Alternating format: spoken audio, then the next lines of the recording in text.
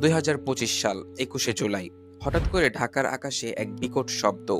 মুহূর্তের মধ্যে স্কুল ভবনে বিধ্বস্ত হলো একটি যুদ্ধ বিমান। আর এতে আগুনে পুড়ে শেষ হয়ে গেল শতাধিক শিশুর নিষ্পাপ জীবন।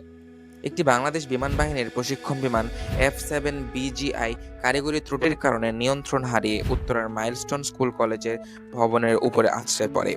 পাইলট শেষ চেষ্টা করেছিলেন জনবসতি থেকে বিমানটিকে দূরে নিতে, কিন্তু সেটি স্কুলের ছাদে ধাক্কা খাওয়ার পর সবকিছু ছারখার হয়ে যায়। মাত্র কয়েক সেকেন্ডে আগুন ছড়িয়ে পড়ে, শিশুরা বের হয়ে আসার সুযোগ পর্যন্ত পায়নি। কিন্তু এই ধ্বংসের মধ্যেও জেগে ওঠে এক নায়িকার গল্প। শিক্ষক মেহেরিন চৌধুরী নিজের জীবন বাজি রেখে বহু শিক্ষার্থীকে বের করে আনেন আগুনের ভেতর থেকে। তিনি নিজে মারাত্মক দগ্ধ হয়ে পরবর্তীতে মৃত্যুবরণ করেন। আজ তাকে সারা দেশ নায়িকা শিক্ষক নামে জানে।